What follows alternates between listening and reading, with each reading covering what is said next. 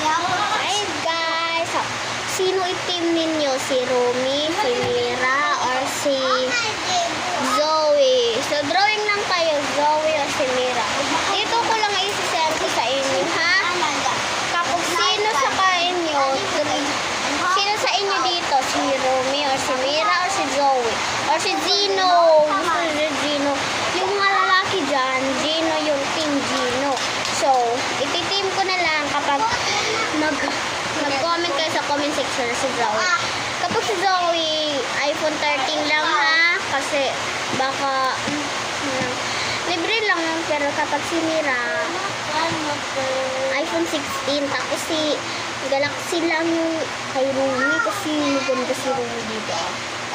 Sino po bang kay ni Romy dyan? 100 lang. Day, go na day. Zoe ba o si Mira? Dadraw ko day. Dalian mo day. Bye.